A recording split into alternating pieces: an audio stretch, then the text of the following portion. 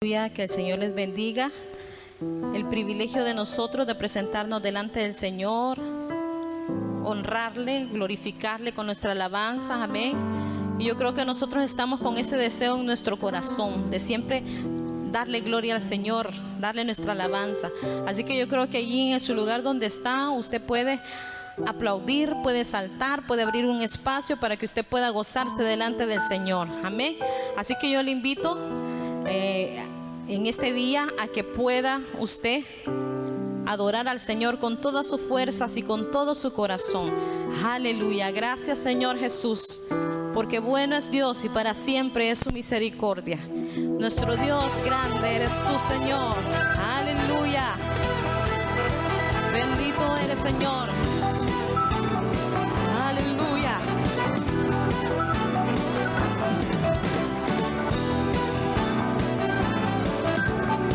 Oh, gloria a Dios.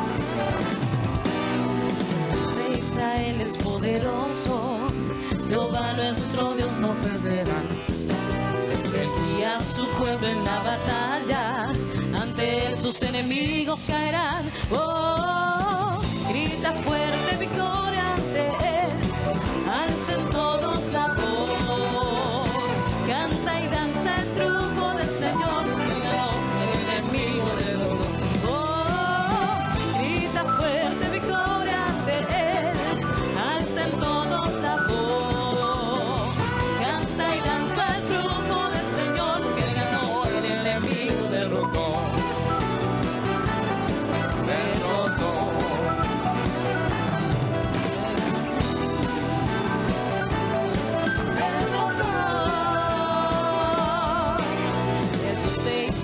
Es mi campeón, su diestra la victoria conquistó. Con sola alabanza sube ante él, quien lucha por nosotros a vencer. Oh, grita fuerte victoria ante él, alcen todos la voz, canta y danza el triunfo del Señor, que ganó el enemigo del otro. Oh, grita fuerte victoria ante él, alcen todos la voz, canta y danza el triunfo del Señor, porque él ganó y el enemigo derrotó, porque él ganó y el enemigo derrotó, porque él ganó y el enemigo derrotó. Aleluya. Oh Santo Dios, aleluya.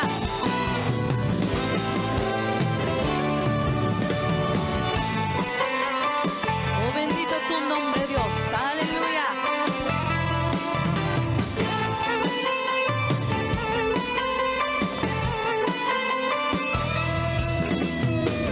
Son suertes de amor que cayeron de mí, las que me hacen danzar y celebrar. Yo no puedo parar de alabarte, Señor, y cantarte tu amor y tu poder.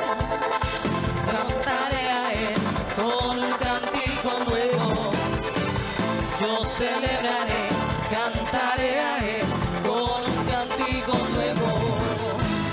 Alabaré a Jehová porque él ha vencido con poder. Alabaré a Jehová porque él ha vencido con poder. Yo celebraré, cantaré a él con un cántico nuevo. Yo celebraré, cantaré a él con un cántico nuevo. Alabaré a Jehová porque él ha vencido con poder. Alabaré a Jehová porque él ha vencido con poder. Las cuerdas de amor que cayeron en mí, las que me hacen cantar y celebrar. Yo no puedo parar de alabar al Señor y cantar el tu amor y tu poder. Aleluya. Celebra gozoso delante del Señor, porque él es digno de alabar. Canta con tu espíritu, aplaude con sus manos, mi Dios es digno de alabar. No digno, él es digno de alabar. Aleluya.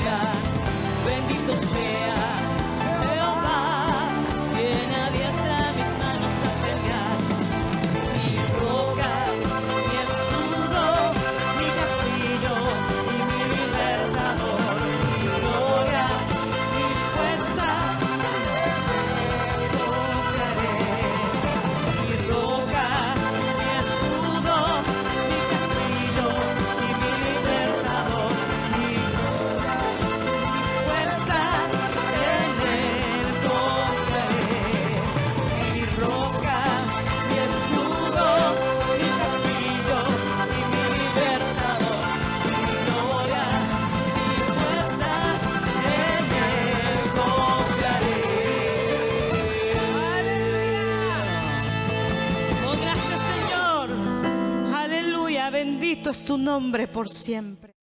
Aleluya. Por la misericordia de Jehová no hemos sido consumidos, porque nunca decayeron sus misericordias. Nuevas son cada mañana. Grande es tu fidelidad. Mi porción es Jehová, dijo mi alma, por tanto, en él esperaré. Bueno es Jehová a los que en él esperan, al alma que le busca. Bueno es esperar en silencio la salvación de Jehová. Oh, grande eres, Señor Jesús. Queremos hoy entrar, Señor, delante de tu presencia y agradecer tu gran fidelidad, tu gran poder a nuestra vida, Señor. Oh, agradecidos estamos por todo lo que has hecho, por todo lo que haces y por todo lo que harás. Aleluya. Bendito Dios.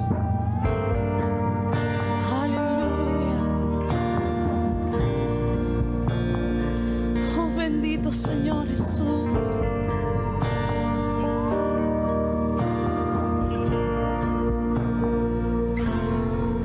en su forma de mirar, viendo todo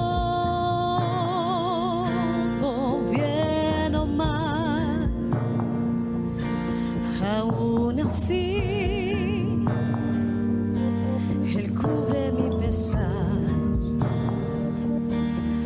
por probar su fidelidad.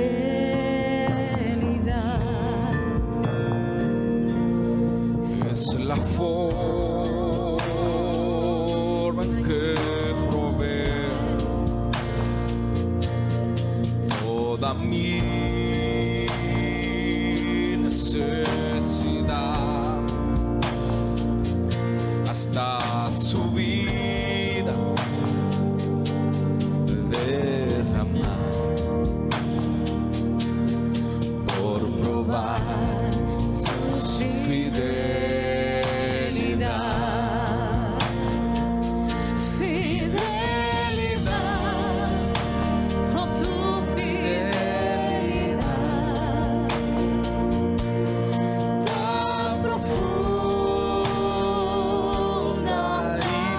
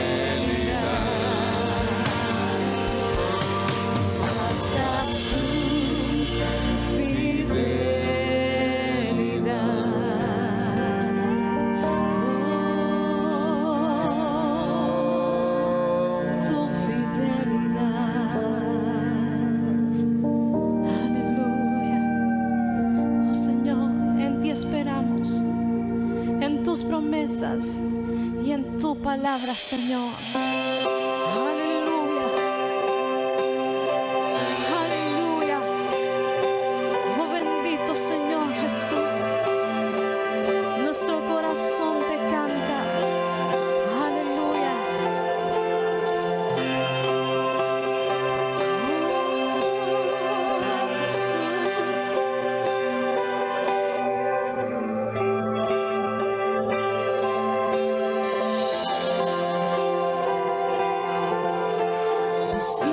Pacientemente esperé en ti y yo sé que escuchaste mi clamor. Me libraste de mi desesperación, enderezando mis caminos hacia ti. Y no sé qué haría sin ti. Confiaré solamente en ti.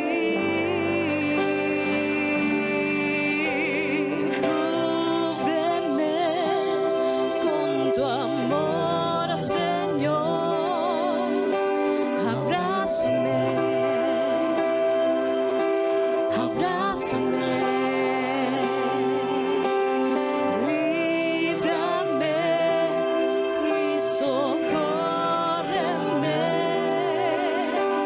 Abrázame,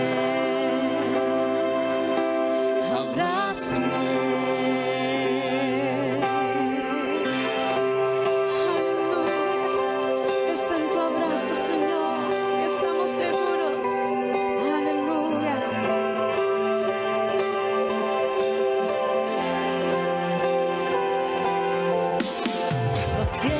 Pacientemente esperé en ti y yo sé que escuchaste mi clamor. Me libraste de mi desesperación, enderezando mis caminos hacia ti. Y no sé qué haría sin ti. Confiaré solamente en ti. Cúbreme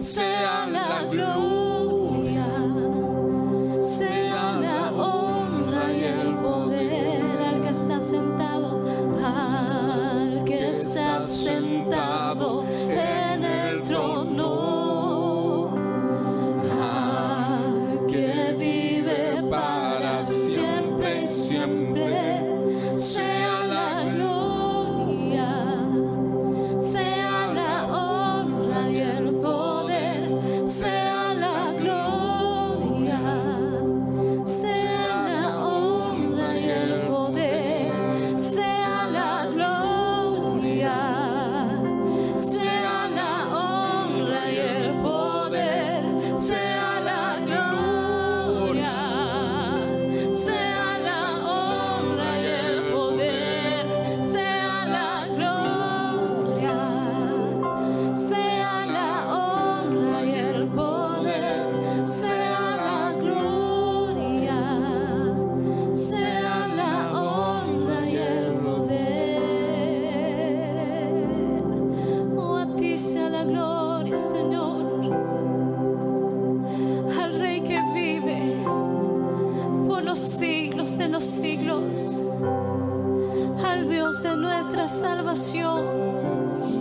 A ti cantamos, Dios, a ti damos todo honor y toda gloria. Oh, a ti sea la gloria, Señor, a ti sea la gloria. Oh, Señor Jesús, oh, digno eres, Rey. Aleluya, oh, aleluya. A ti sea la gloria, a ti sea la honra. Oh, Señor Jesús, el que está sentado en el trono. Aleluya. Cantamos. Al que está sentado en el trono,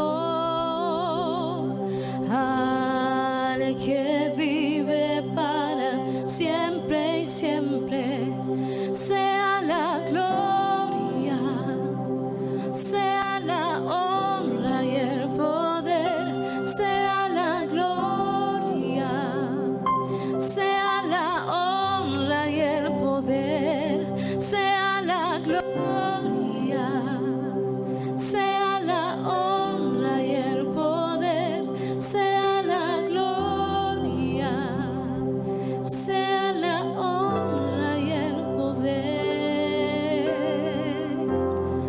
No nos vamos a cansar, Señor, de darte honra. No nos vamos a cansar de darte gloria, Señor, porque tú eres nuestro Dios, porque tú eres el dador de todas las cosas, porque tú eres el sustentador de todo. Oh, muchas gracias, Señor Jesús. Oh, muchas gracias por tu presencia. Aleluya. Oh, gracias, Señor Jesús. Aleluya.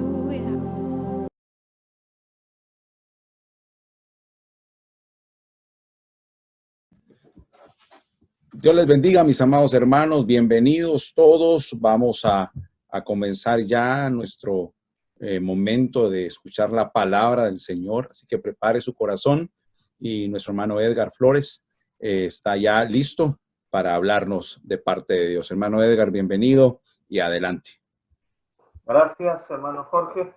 Continuamos con nuestro recorrido, no a través de la Biblia, como dice el doctor Vernon McGee, pero sí a través de estos 4 reyes y estos 2 versos que nos están ocupando este ratito.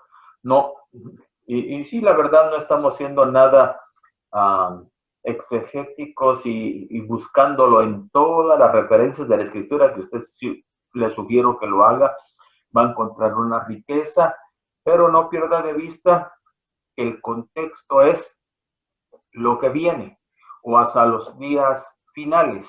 Puede ser esta nuestra generación, como puede ser otra. El asunto es que si estamos en estos tiempos, miremos y contextualicémoslo y se va a dar cuenta que solo encaja, no hay que forzar nada. Solo Antes de empezar con el rey Acaz, que nos toca ahora, quiero hacer mención de unos puntitos que dejé por ahí botados sobre el rey Jotam. Si usted quiere, para hacer un resumen del recorrido de Jotam. Primero decíamos, porque sentí la necesidad de hacerlo de esa forma, los hijos aprender a honrar y obedecer en todo a nuestros padres a pesar de sus fallas. Ya en otra experiencia pastoral usted lo puede tener y ahí su pastor le va a enseñar las responsabilidades y privilegios de familia. También hablamos un poquito acerca de las madres, no solamente en lo físico, sino recuérdese que en la escritura también se presenta a la mujer como la iglesia. O sea, al estudiarlo en ese contexto es muy distinto. También decíamos que todos aprendemos de alguien, y eso es, démosle honra a aquellos que nos han precedido en el Señor. Decíamos de Jotam que vamos a ser guardados y librados de la corrupción, y ese es un acto de misericordia de parte del Señor. También Él manifestó una actitud de sumisión y sujeción a la autoridad, porque no hacía lo que quería o lo que mejor le parecía, sino hacía según le daban las instrucciones. Luego, sobre la alabanza, que Él edificó la puerta más alta, ya manifestando primero la limpieza anterior, la limpieza del templo, y luego la limpieza en su alabanza. Y el punto es la mente renovada. Y le decía que habían cositas que habían quedado de atrás, que a Jotam le tocó que cosechar la mala hierba sembrada. Cuando en este momento llega la corrupción del pueblo, que es fuerte, es intensa, y que la corrupción se puso peor ya en la época de Manasés, pero para esta fecha, lo que él cosechó fue aquello que sembraron sus ancestros. ¿Ya? Y no es una excusa para decir, yo estoy cosechando lo de mis ancestros. No. ¿Cuál fue su ancestro? Uno de sus ancestros atrás. ¿Se recuerda? El rey Josafat. Es increíble y es necesario estudiar eso con mucho detenimiento, porque el rey Josafat fue el que causó la mezcla entre Israel y Judá. Recuérdese que Josafat fue el que permitió que su hijo se casara con la hija del otro, y eso que eran pueblo de Dios, pero era yugo desigual. Es interesante. Póngale ojo, porque ahí hay una mezcla y el matrimonio mixto trae problemas. ¿Ya? Entonces, por eso es que leemos durante ese periodo de Josafat y algunos subsiguientes, leemos los mismos nombres en Israel y los mismos nombres en Judá, y pensamos que son los mismos. Son dos grupos diferentes. Y luego Josafat termina diciendo que él preparó su camino delante de Jehová. ¿Cómo lo hizo? Con rectitud y con una renovación de mente. No es mi voluntad, sino la tuya, con una mente regenerada. Ya Pablo nos explica mucho de lo que es la mente renovada, el espíritu de la mente y la higiene mental. Y no importando la duración de nuestra función ministerial, aunque sea poco tiempo como Juan Bautista, hagámoslo con fidelidad delante del Señor. Bien. Usted podrá sacar una mayor riqueza y una mayor delicia al dedicarle un poquito más tiempo a la escritura. Observe todos los pasajes y se va a gozar en el Señor. Veremos ahora el rey Acaz. Como dijimos anteriormente, este es uno de los peores reyes del lado de Judá. Es él y Manasés, los peores. Esto se encuentra en el segundo libro de las Crónicas, capítulo 28, y también leemos de eso en el segundo libro de Reyes, capítulo 16. Tanto Acaz como su papá Jotam, ambos gobernaron bastante jóvenes. Son los dos reyes más jóvenes que se nos mencionan en el lado de Judá, los más jóvenes. ¿Será que de ahí tomó Pablo la idea que dijo, no pongan en el liderazgo a un nuevo? No pongan a dirigir o a presidir la grey del Señor. Hay muchas versiones dicen a un recién convertido, sino otras versiones dicen, aunque sea un anciano, pero es nuevo, inexperto, no lo pongas a presidir la obra del Señor. Es interesante. Entonces no es cuestión de edad cronológica, sino es asunto de edad en el Señor. Ahora, es un acto de misericordia que Jotán hubiera muerto joven. La pregunta que surge, si usted quiere un poquito filosofar o entretenerse, como surgen muchísimas preguntas en cada palabrita que uno va estudiando en la Escritura, es, ¿cuál es la mejor edad? Porque a veces cuando la gente menos de los 40 años dice, ¡qué joven era! Y si se murió a los 15, ¡qué jovencito! Y si se murió a los 5, pues qué joven. Y cuando llega a los 60, pues todavía le faltaba. Y si llega a los 70, no, pues posiblemente. Miren, ¿cuál es la edad ideal para morir? Aquella en la que nos encontramos preparados con el Señor. Si usted está con su paracaídas bien empacado, no importa si es hoy, si es mañana, usted tiene lista su maleta y se puede ir en cualquier momento. Si le mandan un tren, es vía terrestre. Si le mandan un avión, es vía aérea. Bueno, lo que el Señor disponga. Ya, pero hay algo. Casi todos responden. Es que la Biblia dice que en los 70 es la gente fuerte y cañón, pero si llega a los 80 es la más fuerte y todavía logró romper la barrera del tiempo. No. Yo me quiero quedar con la edad que dijo Dios. Dios dijo, ¿cuál es el fin de toda carne? Recuérdense que 70 y 80 lo dijo Moisés. Pero Dios dijo, ¿cuál es el fin de toda carne? 120 años. Así que, hermano, perdone, si usted se siente cansado de verme, le faltan algunos años más. Yo todavía estoy en la flor de la vida, puro bebé, aquí delante del Señor, disfrutando el camino en la gracia de nuestro Señor Jesucristo. Bien. Eso es la introducción para que empecemos un poquito con el rey Acaz, hablando de su juventud. Pero hay algo interesante en el pasaje, al nomás empezar a leer el capítulo 28 de Crónicas. Dice en el segundo verso que Acaz anduvo en el camino de los reyes de Israel. Ojo, él no era rey de Israel, él era rey de Judá. Nosotros a veces leemos así, nos parece lo mismo. No, hermano. Caminar en los reyes bajo los lineamientos o normas, métodos y formas de los reyes de Israel era ya un poquito trágico. Y él no quiso seguir la norma de los reyes de Judá. Son dos cosas diferentes. Ya para entonces el pueblo llevaba muchos años divorciados entre ellos. No vamos a hablar ahora de la separación, ni lo que eso implica, que viene una promesa muy linda, según Isaías, Jeremías, etcétera. Los profetas mayores hablan de la unión de Israel y Judá, y eso será dado en el fin. Pero fíjense, ¿cuál era el camino de los reyes de Israel? La pregunta que yo le hago en este momento es, ¿cuál es la vara de medir de los reyes de Judá? ¿Conforme a quién? Porque siempre tenemos que tener parámetros. ¿Cuál era el parámetro de los reyes de Judá? El parámetro de los reyes de Judá, la Biblia lo dice. Cuando usted lee todos los reyes de Judá, dice, y este anduvo en los caminos de su padre, David, y tal vez era su tatarabuelo.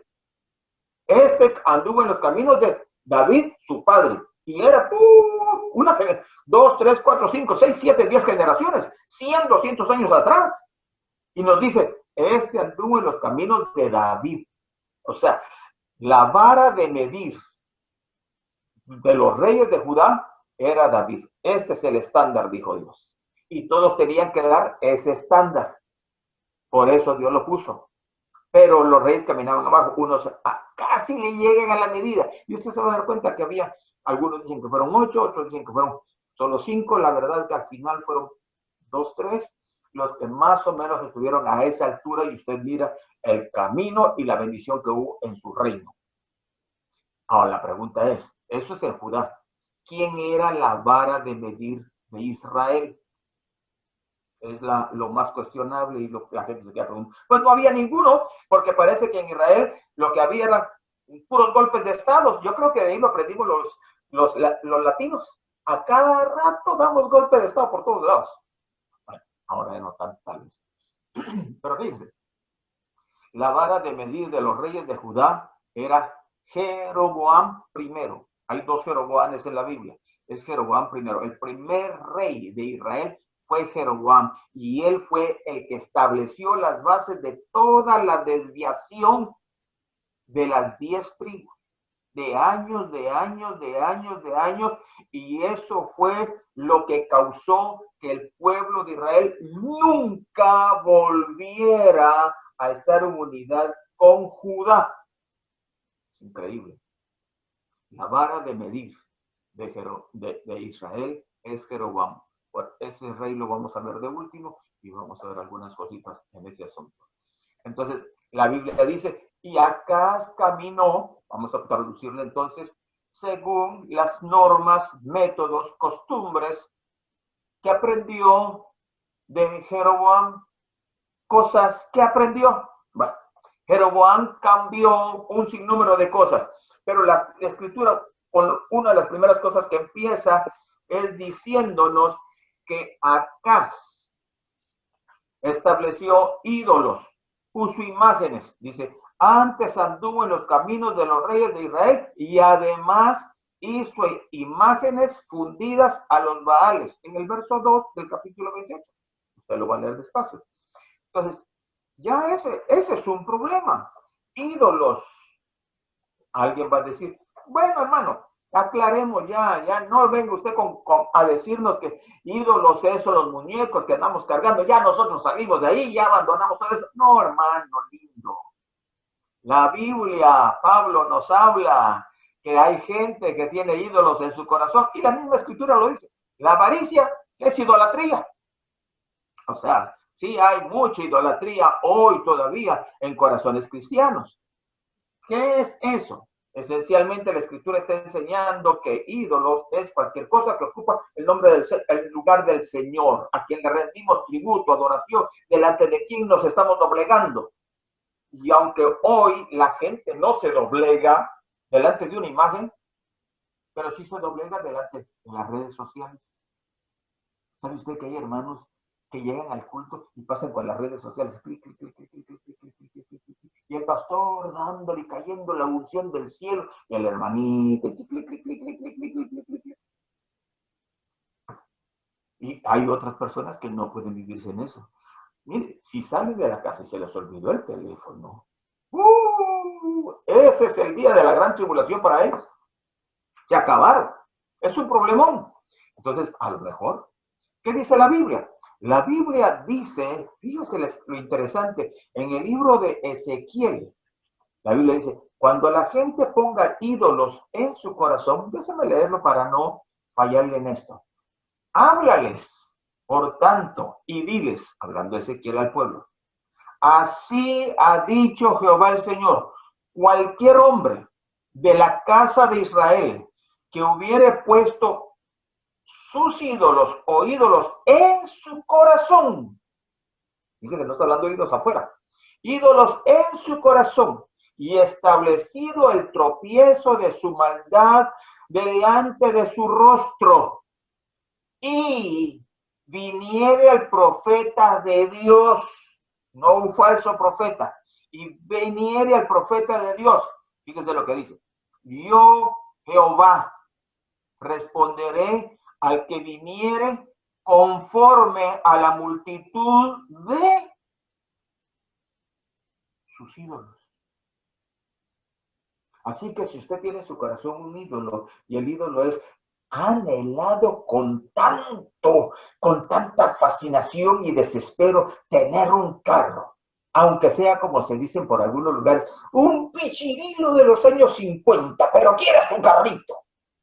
Y usted ha hecho cualquier cosa, y eso es lo primario. Esa es su prioridad, antes de buscar al Señor, antes de cualquier cosa. Y en eso, usted le pregunta al ministro, hermano, ¿será que es malo? Y él tal vez le va a decir, no, puedes tenerlo. Puedes tenerlo. Porque le va a hablar de parte de Jehová conforme al ídolo de su corazón. Porque cuando pedimos algo que no es el tiempo de tener, Dios lo da hasta que salga por las narices como al pueblo de Israel.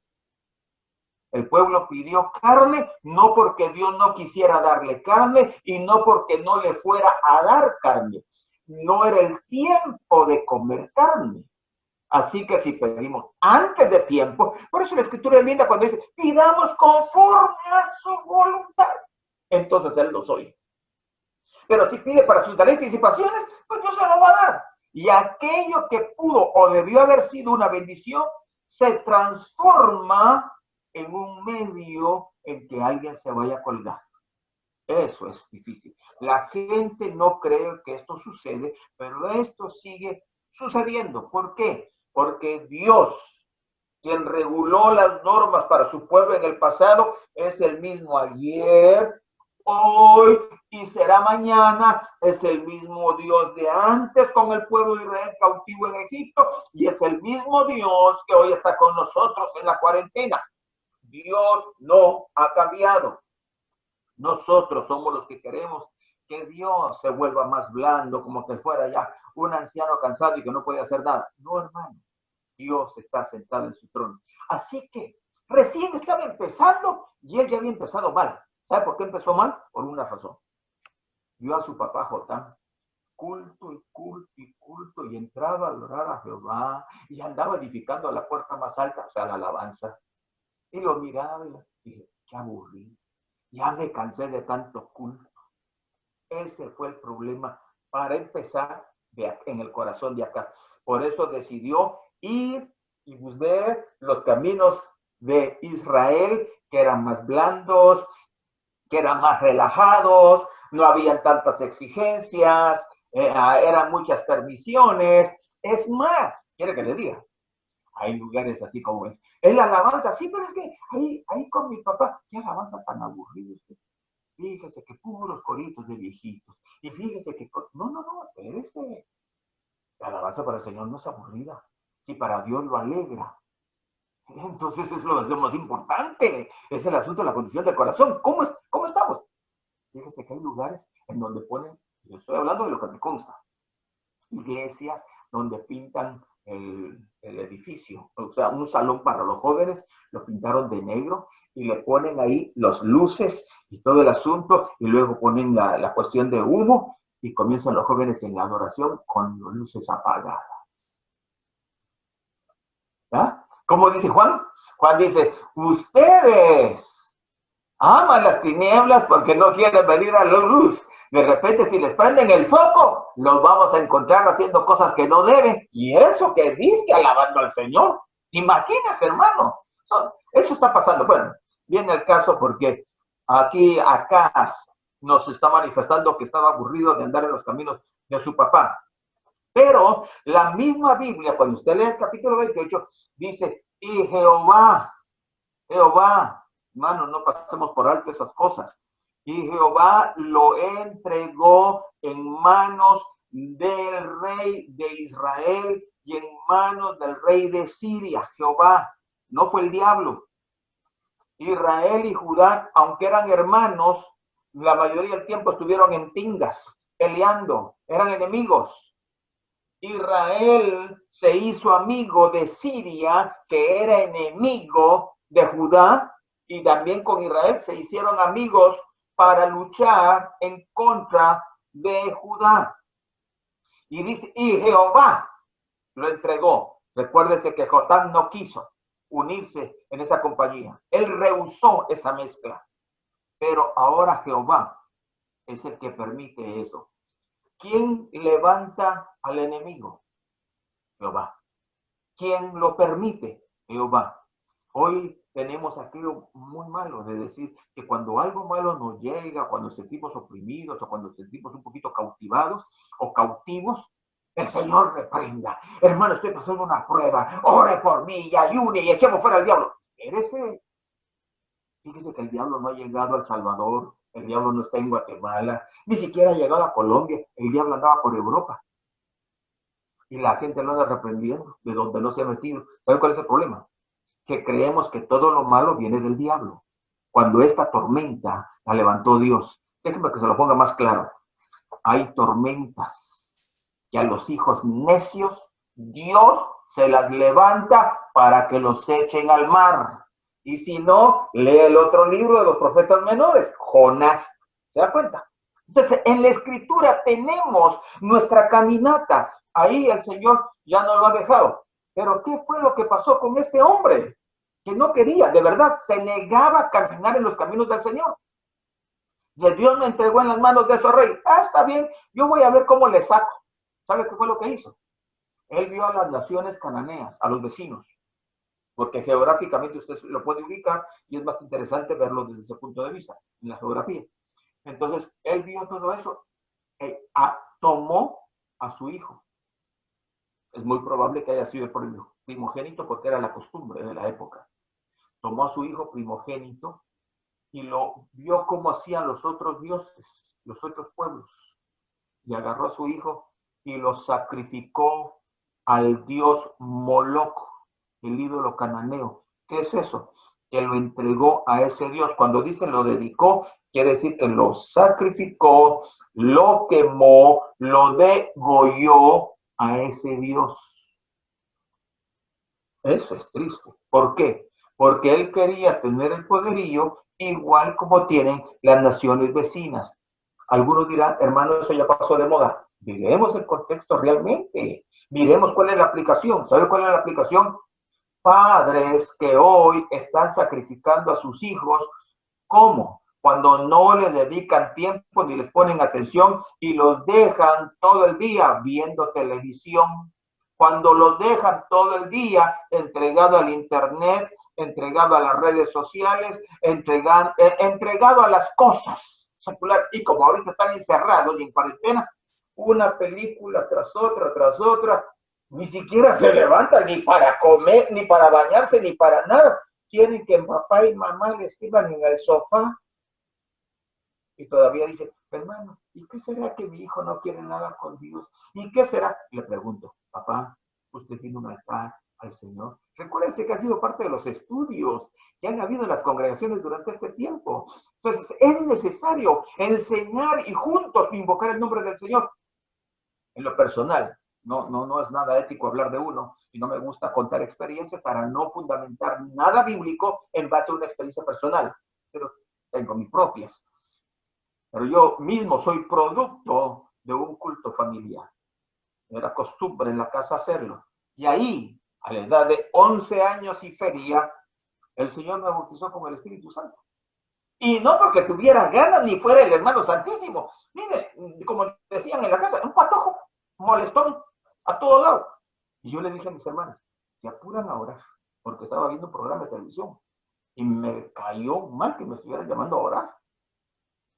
Y se apuran a orar, porque si no, se las van a ver conmigo. Y dice usted, Dios es tan misericordioso. El último que hacía la oración después de mis padres o antes de ellos, era yo. Y entonces yo todavía me acuerdo, sé dónde estaba, sé cómo estaba. Y le dije, Señor, bueno, bautiza aquí, allá, allá. Pero si tú quieres bautizarme a mí, pues. Y ¡pum!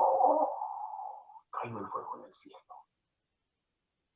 Un patojo mocoso. Y no salió de ahí después de casi 3, 4 horas de estar hablando en otras lenguas y teniendo visiones. Que ahora, después de un buen número de años, que no le voy a decir porque todavía me conservo como gallo fino, estoy viendo el cumplimiento de esas cosas cuando fue dadas en ese momento. Hermano lindo, lo que le quiero decir es, no deje a sus hijos entregados a eso. Pero, sigamos. Por alguna razón Dios está remarcando eso. No era parte de mis notas fundamentales, pero yo sé que Dios está hablando a alguien. Lo entiendo. Pero fíjese, hablando de esto, a Acaz, Dios le levantó la tormenta y le levanta a los enemigos. Y le digo, así como a Jonás, un hijo, pero desobediente. ¿Vas a Nínive? No voy. ¿Vas? No voy. Entonces Dios le levantó la tormenta. Dios levanta tormentas. Le pregunto, hermano, la crisis que usted tiene, independientemente del coronavirus, porque ahorita todo el mundo está metido en eso. Y eso hay que ponerle atención, porque cuando todo el mundo, gentiles e Israel, están en el mismo embudo, las cosas son distintas. Cuando en Israel pasa algo, entonces es un mensaje. Cuando en los gentiles pasa algo, tenemos que ir viendo los precedentes escriturales, porque ahorita hay mucha gente haciendo una mezcla y el aceite y el agua no se mezclan. Así que la escritura es bastante clara. Pero déjeme decirle esto. Si usted tiene crisis, que va de crisis en crisis, de crisis en crisis, que ahora aquí, que ahora por ahí. No le estoy hablando de que ahorita tiene una situación difícil de trabajo, que ahorita se quedó sin trabajo, no le cuesta la comida. No, ahorita es una situación, voy a sacarlo de esto, pongámoslo en situaciones diferentes, como se dice, normales. Ahorita, si usted tiene detrás una otra, ¿cómo es que dice el dicho? ¿Le llueve sobre mojado? Pregunte, Señor, y examine aquí. Esto es porque estoy siendo necio a una palabra de Jehová. Entonces Dios levanta tormentas. Y esa tormenta no se va a calmar hasta que decidamos encauzarnos delante del Señor. Y eso, si Él, con su paciencia, nos está esperando. Pero si persistimos, nos deja que muramos en ese camino de error. Fíjense, aquí estaba Acaz en eso. Entonces, Dios permite que Israel y Siria hagan guerra contra él, de tal forma que los derrotan, se los llevan cautivos. ¿Ya? Él tenía bendición antes, como dije con Jotam. Un líder o bendice o maldice al pueblo. Hay líderes que no quieren nada de bendiciones extras con Dios o sobrenaturales. Déjame decirlo. En alguna región del mundo o del planeta Tierra, en alguna parte, para que no lo logren identificar, una tribu hindú o una tribu india, no es hindú, una tribu india, Dios los estaba llamando a tener más intimidad con Él a través y por medio de la alabanza, adoración y una exaltación al Señor. Y el pastor dijo, nosotros conocemos eso y Dios nos lo reveló, pero hemos decidido no hacerlo. Y yo recuerdo, un pastor directamente me dijo a mí, después de haber entendido ciertas cosas con la instrucción bíblica, me dijo, mira, yo entiendo lo que me estás diciendo, pero yo soy de los que dicen en la Biblia, voluntariamente decidido no hacerlo. Eso es una muestra de líderes que traen o bendición o maldición a su gente, pero no se lo dicen a la gente. El problema es que la gente no va a ser bendecida, la gente es estorbada con esa bendición. Bien, o sea, tenemos que estar conscientes. ¿Por qué digo esto? Si usted se da cuenta, ese liderazgo con el cual Dios comienza, y estamos hablando de reyes, esos son líderes. ¿Y qué tiene que ver eso? Con la alabanza, porque Él nos quiso ordenar en el camino del Señor. Déjeme ponerlo de esta forma. Fíjese lo que dice el profeta Amós en el capítulo 6, verso 1. Es interesante. Hay de los que viven reposadamente, relajadamente, descansadamente en Sión. Cuando usted lee la historia en el profeta Amós y este capítulo, está hablando del liderazgo. Hay de los que viven reposadamente en Sión y de los que se sienten seguros en el monte de Samaria, etcétera, etcétera. Pero ¿quién es Sión? ¿Quiénes son los líderes de Sión? ¿Quién es Sión? Según la Biblia en Hebreos 12, 22 y 23 dice, vosotros en cambio os habéis acercado al monte de Sión. Vosotros, ¿quiénes sois vosotros? A la ciudad de Dios vivo, la Jerusalén celestial, y a miriadas de ángeles, a la asamblea general e iglesia de los primogénitos que están inscritos en los cielos, y a Dios, el juez de todos los espíritus de los justos, hechos ya perfectos. Está hablándole a la iglesia. Está hablando de la iglesia. Sión es la iglesia. Y esto está hablando de los líderes de Sión que viven livianamente sin querer acercarse al Señor y son un estorbo para que la bendición de Dios llegue y no permiten que el Dios de gloria fluya. Es más, yo tengo la sospecha, lo creo, mejor dicho, que después de esto Dios nos ha dado la oportunidad de nosotros entender qué es esto, porque lo que hay que pedir al Señor es entendimiento cuando la noche oscura cae. Y hoy cayó la noche oscura a nivel mundial. Déjeme decirle algo. ¿Sabe qué es lo curioso? Que los primeros días que el mundo comenzó a cerrarse y a cerrarse, y los focos se apagaban, ¿qué estaba pasando? Pregúnteme usted si en los lugares latinoamericanos se pudo celebrar la Pascua. Mire, como casualmente, esto se cerró en tiempo de Pascua. En Egipto hubo una noche en tiempo de Pascua, oscuro. Los católicos no pudieron, los evangélicos no pudieron, los mormones no pudieron, los testigos de Jehová no pudieron, inclusive el Ramadán, el Islam, tampoco pudieron. Todo se cerró en tiempos de oscuro. No había nada. ¿Qué está haciendo Dios? ¿Sabe qué está diciendo Dios, hermano? Está diciendo, estoy rompiendo y demostrando que no hay más Dios que yo. Fue lo que Dios hizo en Egipto. No hay Dios más grande que yo. Yo soy el que soy, le dijo Dios a Moisés, y así se manifestó como yo soy el que soy y no hay otro aparte de mí. Uno.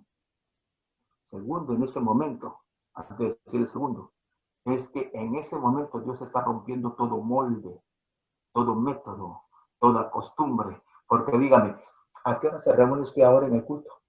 ¿A qué hora va? Si no puede. Y a veces cuando está viendo el video, se aburre y hasta dormido se queda así tan sabroso que es, ¿verdad, hermano? ¡Lindo! Bueno, solo le estoy diciendo que las normas se rompieron. Pero ¿sabe qué vamos a hacer? O mucha gente va a regresar a hacer.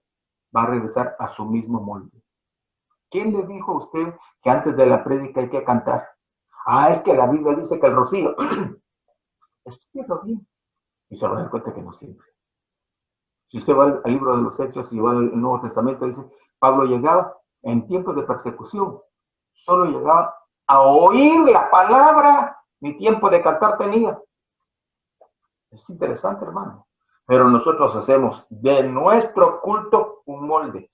Primero la oración, después el cántico, después otro esto, y después ahora recoger la ofrenda. Ah, porque eso no puede faltar. Y después la prédica.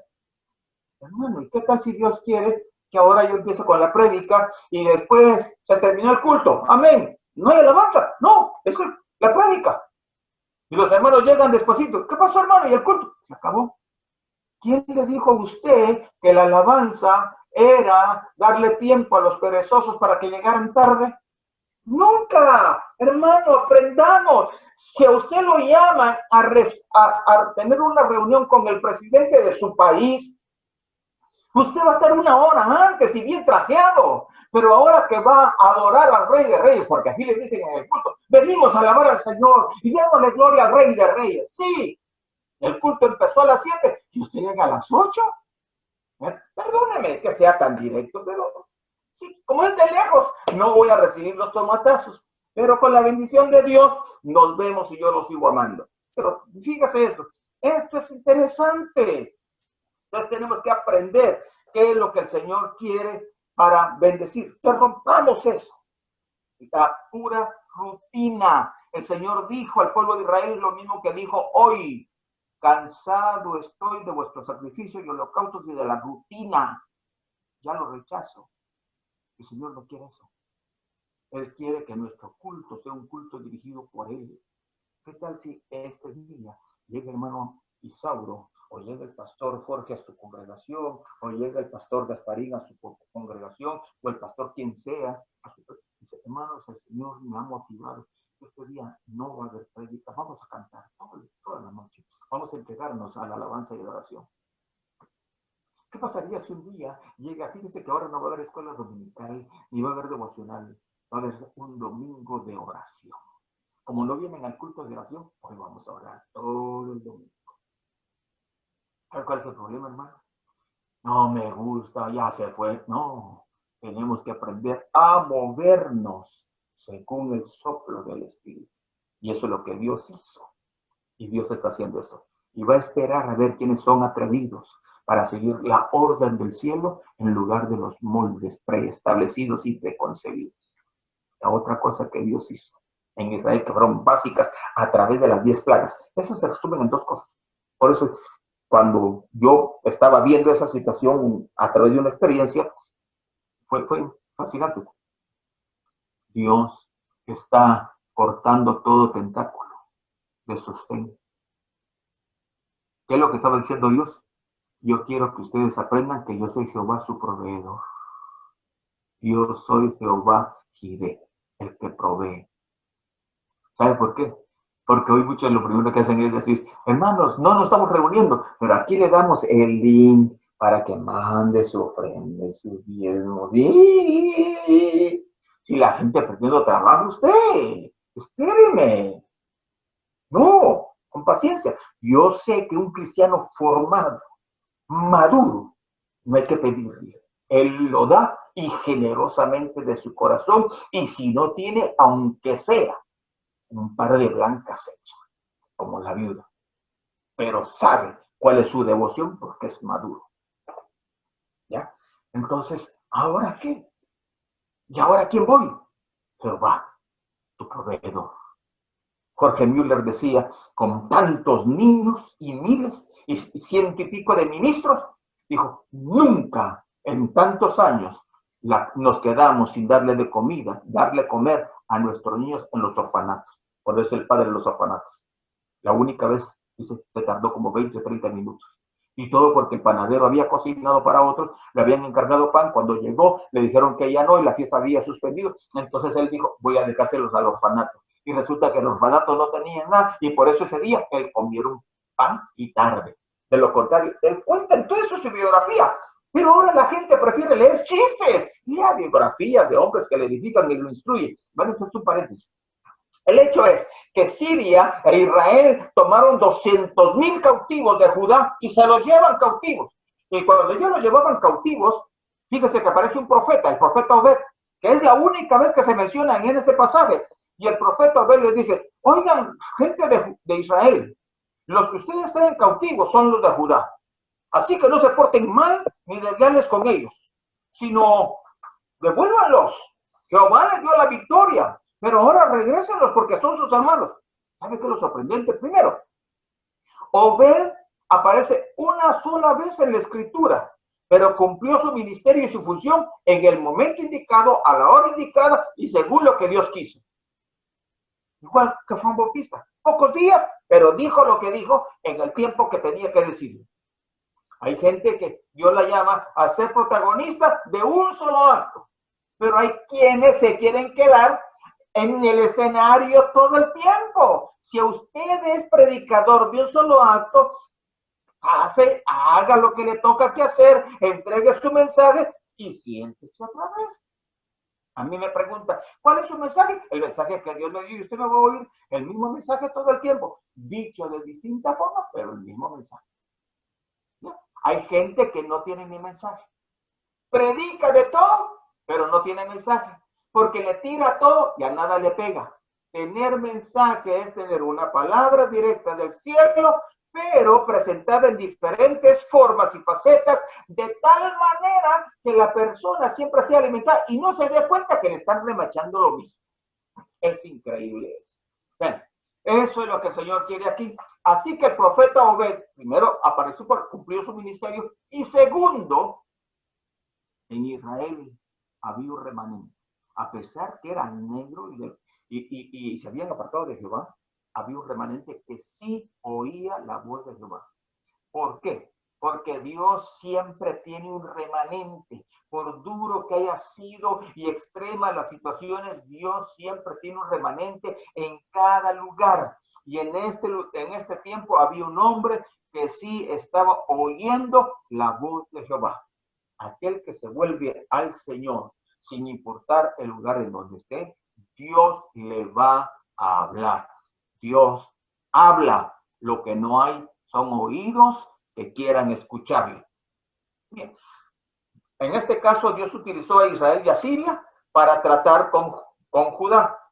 A todos aquellos que Dios ha utilizado como varas de corrección para con su pueblo, luego Dios corrige a ese pueblo. Dios corrigió a Egipto, Dios corrigió a Siria, Dios corrigió a Siria, Dios corrigió a Babilonia, trató con cada uno de ellos. Así que no tenga pena y decir, mire hermanos, solo a mí me pasa. No, no, no. También le pasa a otros. Hoy otras cosas más que notamos aquí. En la época de este rey Acaz, se perdieron muchas tierras que antes ya se habían poseído. Y en esa época, fíjese, se perdió Elat o Elot. Se recuerda que estaba en lo que edificó Usías. Él la tomó de Edom. Lo mencionamos en esa fecha. ¿Por qué digo esto? Porque es importante mencionar esto. Por lo siguiente. El Elat o Elot, según lo sea su traducción, hoy en día se llama Eilat en la parte sur. Fíjese que desde más o menos la época de Acaz, que es más o menos en el año 730, 700 y algo, de la época de Acaz, se perdió Eilat y estuvo en posesión de los enemigos. Pero en el año 1948, en la primera guerra de independencia, porque la independencia fue un día y al día siguiente ya estaban en guerra, en esa primera guerra de independencia de Israel, Israel recuperó Eilat, como que si no fuera Dios hablando, ¿no? Y todavía estamos esperando, hermano, ¿y qué más cosas? No, hermano, si esto está sucediendo aquí, por no decir así, una forma muy grosera, en nuestras narices. En ese año, Israel, siendo pocos, recuperó Eilat, y desde esa época, esa tierra, paz es parte de ellos. Eso es interesante.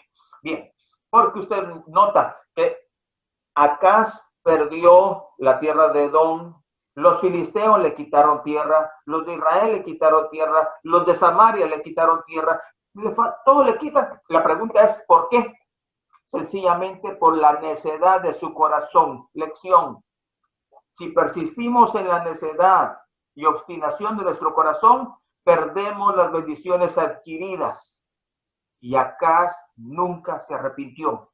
Hay gente a quien Dios ha bendecido con negocios, profesiones, lo que sea.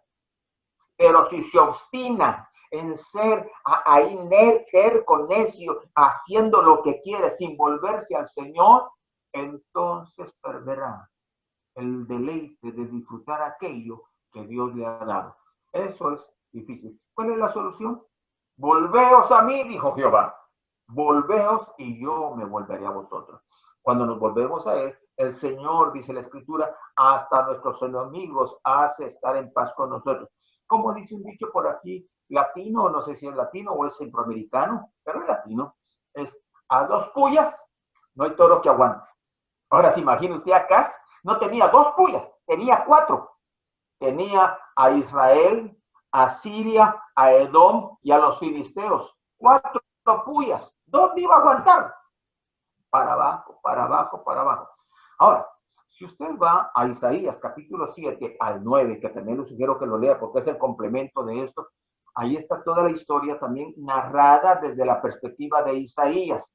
Y entonces Isaías le está diciendo, Acaz, arrepiéntete, vuélvete al Señor. Pero acá dijo, no me interesa. Es más, entonces fíjese que el profeta Isaías le dice, Acaz, si te vuelves al Señor, el Señor te va a dar una señal donde demuestra su amor y su misericordia para contigo. Y Acaz dijo, no quiero. Simplemente no quiero. ¿Por qué? Porque prefiero seguir mi camino de necedad, porque si Dios me da una señal, y yo sé que Dios la cumple, fíjese, hasta el necio sabía que la cumplía, yo sé que Dios la cumple, me voy a ver obligado a volverme a Jehová, y yo no quiero. Por eso la Biblia dice que el que no tiene un amor de la verdad, por la verdad, Dios lo entrega a espíritus de engaño, a espíritus de mentira. Dios, no el diablo. Así que pidámosle al Señor que desarrollemos un amor por su verdad. Entonces viene Isaías y le dice, Acaz, aunque tú no quieras, Jehová te va a dar una señal. Si usted examina el contexto de la historia, leer esos capítulos y todo, se va a dar cuenta que era un momento oscuro de un rey perverso, un pueblo corrupto, como leímos ahí con Jotam, era la sociedad pervertida, el rey pervertido, los sacerdotes corruptos, y ya lo vamos a ver, yo creo que sí nos da tiempo, espero. Todo era corrupto, perverso. ¿Qué fue lo que pasó? Acá dijo, no quiero, y no me voy a volver al Señor. Entonces el profeta le dijo, Dios te va a dar una señal. En lugar de eso, ¿sabe qué hizo? Dio la vuelta así y vio para Asiria. Dijo, yo voy a ir a pedirle ayuda a Siria. Se dio la vuelta a pedirle ayuda, asistencia a la carne. El asirio en la escritura está presentado como el mayor enemigo. Por eso algunos lo usan como una figura o tipo del anticristo. Si se puede utilizar. Entonces, en ese momento, después ya se ubican las historias correctamente. Cualquiera que siga su propia obstinación, en su propio camino, ya lo que le toca que darle a Dios, se lo va a dar al diablo. ¿Qué fue lo que hizo Acaz? No quiero nada con Dios, me voy con Asiria. Entonces Asiria le dijo, ¿y tú crees que yo te voy a ayudar de gratis? Fíjese que Jehová lo va a ayudar por misericordia, no le está cobrando. El enemigo, a quien él va a pedirle ayuda, le dice, te voy a ayudar, pero te voy a cobrar. ¿Cómo es que dice el dicho? El diablo más le paga a quien bien le sirve. Así que le fue a pedir ayuda y le dijo, págame. Entonces Acaz sacó todos los utensilios del templo, de lo que habían acumulado sus ancestros, todo, y se lo llevó al enemigo. ¿Qué fue lo que dijo Jesús? Denle a Dios lo que es de Dios y al César lo que es del César. Cuando una persona cristiana ha conocido al Señor, pero se obstina, está empecinado en seguir en su necedad, aquello que corresponde darle al Señor, terminará entregándoselo al diablo. Qué triste, es lamentable que ahora en lugar de dárselo al Señor, que pudo haber sido su familia, sus hijos, su negocio, su vida, hoy le estén sirviendo a otros, porque nosotros persistimos en nuestro camino errado. Pero este periodo de tiempo, déjenme que lo acomode ahorita para aprovechar las circunstancias. A lo mejor Dios le está llamando a alguien. No sé si por última vez, ojalá no fuera así, pero puede ser el caso que Dios está llamando a alguien y diciéndole, no persistas en tu necedad, vuélvete y yo me volveré a ti. Porque si usted sigue en ese camino, va a perder hasta lo poco que tiene. La Biblia dice muy claramente que Dios utilizó a Asiria como vara de su furor, dice Isaías 10:5. Dice, Asiria es como vara de mi furor y por eso le cayó encima. Bien, algo que es importante en esto. Mientras eso estaba viendo para allá y pidiendo ayuda, sacando todo lo del templo, fíjese que Acaz, póngale atención a esto, Acaz vio al rey de Siria. El rey de Siria lo había derrotado. Ahora mira hacia Asiria, Damasco, que dicho sea de paso, dice la profeta Isaías, Damasco en un día dejará de ser. Eso no se ha cumplido. No hay fecha, por lo menos en la escritura no aparece. Pero cuando han habido conatos de guerra, yo digo, ya cae el bombazo. Ya. Mira, ¿verdad? Miren, no es por maldad, pero me gustaría ver ciertas cosas y a veces yo me imaginaba que ahorita cae. Así que no lo quiero de vista. Es bueno leer noticias de vez en cuando. Pero fíjense, vio hacia Siria. ¿Qué fue lo que vio? En Siria vio el altar al dios Moloch, a sus Baales. Y entonces él agarró, como le dije el otro día, agarró su libretita y comenzó a hacer su boceto. Lo dibujó y mandó el correo para Judá y le dijo a los sacerdotes que estaban de turno, quiten el altar de bronce, háganlo a un lado y quiero que me hagan este altar y me lo pongan ahí. ¿Sabe que hay alguien que va a quitar el holocausto continuo y pondrá una abominación que trae desolación? Interesante, ¿no? Aquí está Acaz quitando el altar y poniendo algo corrupto. No solamente es un rey corrupto, el sacerdocio estaba corrupto, que permiten que quiten el altar establecido por Jehová a través de Moisés y había permanecido ahí. ¿Por qué? Por dinero. Hoy hay mucho sacerdocio corrupto por dinero. Por dinero. A Juan Bautista no le importó decirle a Herodes, no te corresponde tener esa señora. ¿Ya? Y eso, el precio que pagó fue su cabeza. Esto es lo mismo que en la época de Jesús.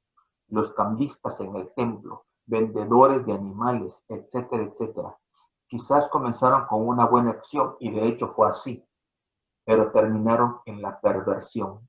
Por eso el Señor llegó a limpiar el templo. Nosotros somos hoy el templo según Pablo. No hay templo de ladrillos en el Nuevo Testamento. En el Nuevo Testamento el templo somos nosotros. Ojo, porque tenemos que interpretar adecuadamente las escrituras en eso. Entonces, ¿qué es lo que pasa con eso? El sacerdocio hoy el sacerdocio está quitando el altar de alabanza, porque así dice Hebreos, sacrificio de alabanza, ese altar de bronce, lo están quitando y están poniendo su alabanza a lo de Damasco, a lo del mundo. Venden el mensaje, lo que era una alabanza al Señor, hoy se ha convertido en un negocio de lo más sustancioso que puede haber para muchos. No los ataco, no lo condeno en ese sentido, porque no estoy señalando a nadie en particular, pero sí condeno cuando se cambia lo santo por lo profano y se quiere decir que lo profano también es aceptado delante de Dios. Dios tiene sus estándares. Dios tiene aquello, esto me gusta, esto no me gusta. En ese contexto, de todo negro, cambiado alabanza, cambiado sacerdocio, mire, todo sucio, corrupto, era una época oscura. En ese contexto, Isaías dice, Dios te da una señal, y la señal es, la Virgen concebirá y dará a luz un hijo, y se llamará Emmanuel, Dios con nosotros.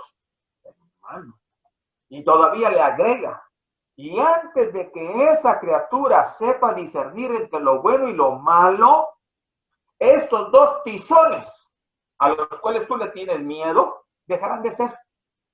Imagínese la expresión del Señor. Estas dos grandes potencias, no, para mí son chiribiscos.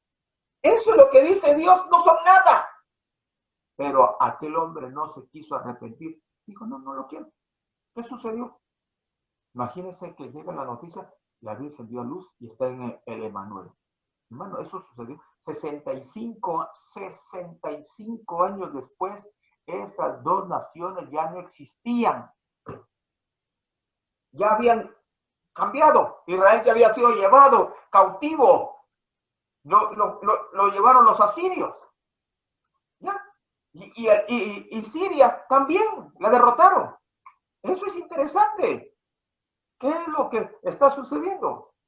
Que en la época más oscura, en la época de perversión sacerdotal, perversión de liderazgo, muy negro en todos los ambientes, nace el Emmanuel, el Dios con nosotros. ¿No le parece que fuera a nacer un grupo, si usted quiere, como le dicen algunos ahí, para poner el nombre, los vencedores? El grupo de un grupo victorioso, en medio de tantas tinieblas y tanta perversión, va a salir alguien ahí con algo diferente. Emmanuel, Dios con nosotros.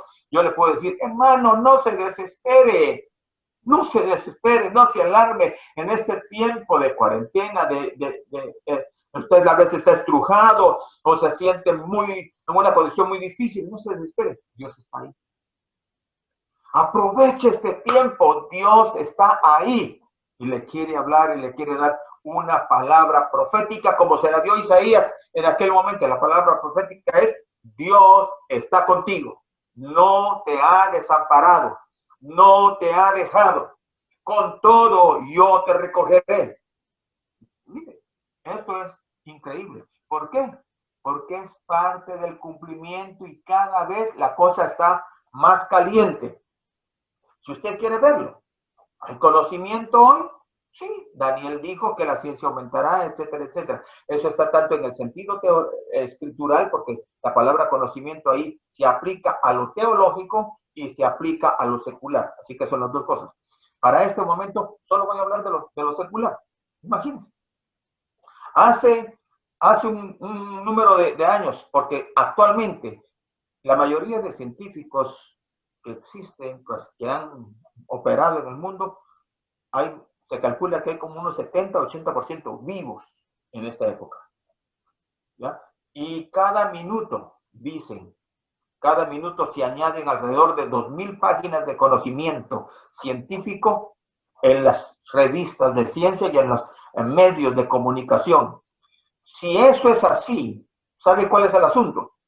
Se produce tanta información en 24 horas que esa información que se acumula en 24 horas, 2000 páginas, un hombre llevaría aproximadamente 5 años para poder leer. Entonces, es tanta la información y por eso hay tanta desinformación, porque la gente lee tanta basura pensando que es la verdad, porque aún hasta para entrar en la red hay que saber pescar. No sea que usted tenga una red a lo Pedro con hoyos y entonces está entrando a la red y le están dando gato por liebre. ¿Ya? El conocimiento ha aumentado. Fíjese, déjeme mostrarle esto. Desde la época de Jesús hasta el año 1500, la ciencia, el conocimiento se duplicó por primera vez. Luego, de 1500 a 1750 o 1800, la ciencia se volvió a duplicar otra vez. Ahora ya eran 250 años que se volvió a duplicar. Desde el 1750 a 1900, la ciencia se volvió a duplicar. O sea, ya el tiempo bajó. En 150 años se volvió a duplicar. De 1900 a 1950, la ciencia se volvió a duplicar. Ahora se duplica en 50 años. ¿Se imagina qué tanto ha crecido? Pero sigamos. Hoy en día se dice que la ciencia se está duplicando cada 12 meses. Y un reporte anterior oí, o leí, mejor dicho, que se está duplicando entre 6 y 8 meses la ciencia. Hermano, ¿no le parece que el tiempo se está reduciendo muchísimo y que tenemos la evidencia en nuestras manos, pero no le prestamos atención? Si no le prestamos atención a esto, ¿cómo podemos decir que estamos esperando la venida de nuestro amado? No nos engañemos, porque no lo estamos esperando. Si lo estuviéramos esperando, estaríamos al tanto y diciendo, Señor, Señor, aquí estoy, no quiero ser arrastrado en medio de toda esta corriente. ¿Sabe usted que una de las mejores enciclopedias, la Enciclopedia Británica, que por más de 240 años se estuvo imprimiendo, no aguantaron la cantidad de información, porque cuando ellos la querían imprimir, ya esa información era obsoleta y la dejaron de imprimir en el año 2012. Sí, 2012, ahorita, 8 años, la dejaron de imprimir. No podemos, ya queremos tener esa información y el concepto que estamos dando es anticuado, porque ahora descubrieron nuevas cosas. Eso es increíble.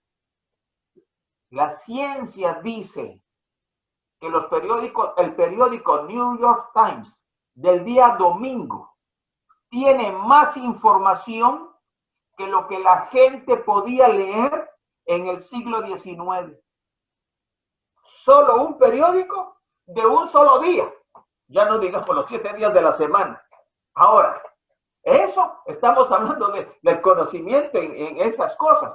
Pero ¿qué le digo de la www? El Internet, esa red. ¿Sabe usted? Hace años, mire, unos libros y libros. Ahora, yo me pongo aquí en un clic y con el perdón, mi batería se me va a bajar. Se lo digo mejor de una vez, déjenme que me conecte. Perdón esta pausa.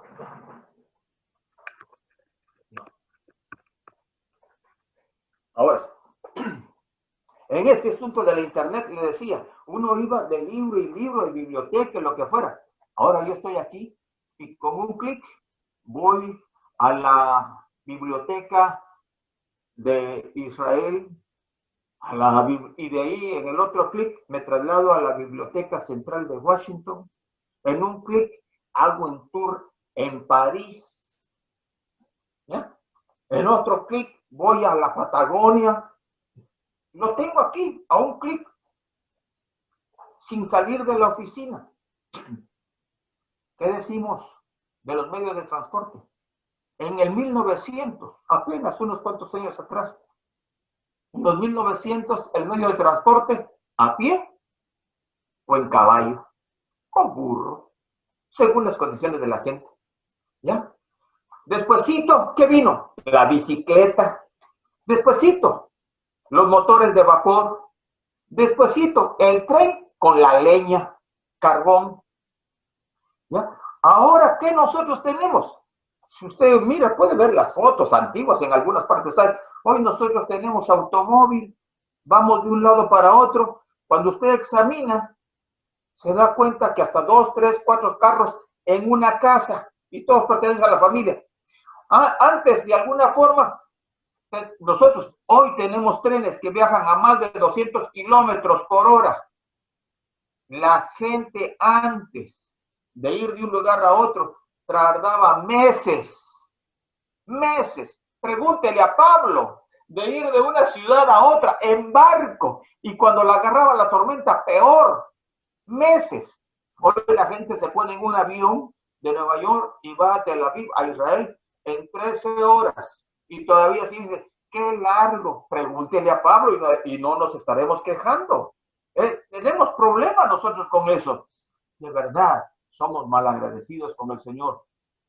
La gente promedio en el siglo pasado apenas viajaba unos cuantos kilómetros alrededor de su casa, y muchos de ellos jamás salieron de su comunidad. Para el 1900, la gente viajaba más de 800 kilómetros. ¿Sabe cuánto se viaja hoy como promedio? Entre 40 y 50,000 kilómetros viaja cada persona entre los normales. Imagínense, o entre la gente así promedio. Es lo que estamos viajando ahora. ¿Y qué decimos de la forma en que nosotros relacionamos? ¿Se imagina a Pablo o a Pedro mandando cartas? ¿Cuándo les llegaba? ¿Con qué razón se perdió la carta a la Odisea o la carta a los Colosenses? Tenemos Colosenses, pero no se sabe cuál de las dos es cuál. ¿Ya? Pero se perdió. Por eso. Antes, con teléfonos, y eso de aquellos cuadrados que parecían así, tablones. Después ya fue diferente. Después el fax. Toda esa cosa ha ido desapareciendo. Ahora son dispositivos exóticos. ¿Qué decimos de la tarjeta de crédito?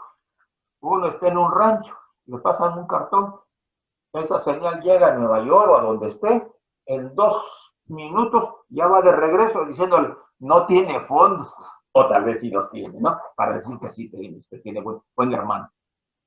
¿Qué decimos de las redes sociales y de estos medios, hermano, que Dios nos ha bendecido para podernos comunicar? Además del WhatsApp, yo texteo aquí y está en el otro país contestándome. ¿Qué tal si fuera con cartas? Y todavía sí decimos, falta mucho. No, ya la hora ha llegado. ¿Cuál es la promesa que dio el profeta Isaías a Acaz? No importa que no quieras, no importa que seas testarudo y necio, no importa que sea oscuro y todo estés contrario. Dios con nosotros, y te va a demostrar que Dios está sentado en su trono. Y yo le digo ahora, y si Dios con nosotros, ¿quién contra nosotros? Hermano, no sé cuál sea su condición ni su situación, pero aprovechemos el momento. Ahí donde usted está, situación difícil, ahora no son las pandillas, ahora es la cuarentena, ahora es el coronavirus, ahora es esto, pero ahí está el Señor. Supóngase que le tocara o nos tocara que irnos en este tren. Bueno, no hablamos tanto, pues, de que queremos estar en la presencia del Señor, pero cuando le dicen si quiere morir, dice que no. Pero la misma Biblia nos dice que Pablo nos alienta y él dice, el morir es ganancia. ¿No le gustaría tener su herencia ahorita? Ah, no, hermano, no, todavía no, porque mis hijos están chiquitos. Hermano, está bien, no depende de nosotros, depende del Señor. Si nos quedamos, para el Señor nos quedamos. Y si nos vamos, hacia allá vamos, a su presencia y con Él. De cualquier forma, como cristianos, no perdemos. Jehová, nuestro Dios, es el proveedor. La señal que le fue dada a este rey Acaz es que el Señor cumplirá lo que él dijo que iba a cumplir. Y solo le digo, le dejo para que usted lo estudie. Acaz quitó el altar y puso otro. ¿Sabe cómo se llama eso en la escritura? Porque usted sabe que en el altar de bronce se hacía un holocausto a las 9 de la mañana y a las 3 de la tarde. El Señor dijo, eso siempre hay que hacerlo. El fuego de ese altar y esos sacrificios nunca hay que dejar de hacerlo. Por eso es tan terrible cuando el templo desapareció y los judíos ahora no tienen ese altar y no tienen templo. Y eso tiene su explicación y todo lo que ya sabemos de la historia. Pero ¿qué le estoy diciendo con esto? Lo que le digo es que si quitamos ese holocausto continuo, ponemos otro, o bien nos quedamos sin el otro, pero nos quedamos sin el altar, holocausto continuo, ¿qué tiene? ¿No está alabando al Señor en su casa? ¿No se está encontrando con Él ahora? Hermano, si no hay un altar de alabanza continua al Señor, de día y de tarde, alabándole a Él continuamente, le aseguro que el enemigo le anda rondando y algo más está pasando. Eso es lo terrible de este reinado de Acaz. Por eso la Biblia nos dice que es importante saber el lugar de nuestro nacimiento. El Salmo 87 dice, este nació en Sión, aquel nació aquí, nació allá. ¿Por qué dice eso? Porque el que nace en Sión es el grupo de los alabadores y adoradores. Y Dios dijo, en Sión está mi morada. Pero otros no estarán en Sión, otros estarán en Jerusalén, y otros no están en Jerusalén, otros están en el territorio de Israel, o sea, en el pueblo. Hay gente de a 30, de a 60 y de a 100. ¿De cuál es usted? Por lo menos que no seamos a lo Acaz, que obstinadamente querramos persistir en el error y en nuestro capricho. El Señor nos ayude a rechazar el evangelio de ofertas y de ofrecimientos y decretos, y que amemos el evangelio de cruz para poder ser un sacrificio continuo a Él y entregarle continuamente nuestra alabanza. Señor, te damos gracias por tu misericordia. Te exaltamos y te glorificamos. Líbranos, Señor, de ser obstinados y estar empecinados en nuestra necedad y querer andar libertinamente según los reyes de Israel, en donde hay una condescendencia y un cambio de todos tus mandatos y preceptos. Ayúdanos, Señor, a volvernos a ti y que ese holocausto continuo, que ese altar del sacrificio de alabanza no desaparezca, que incluye e implica nuestro tiempo de devoción, de lectura de tu palabra y de búsqueda de los cielos. Señor, ayúdanos. En el nombre de Jesús, a los hermanos, en donde estén, Señor, que sientan el abrazo de tu gracia y la palabra del profeta Isaías. Emmanuel, yo estoy contigo. No te desesperes. El tiempo es negro, son momentos difíciles, pero yo estoy contigo. Confía en Jehová tu Señor y Él no te va a desamparar. En el nombre de Jesús. Amén. Amén.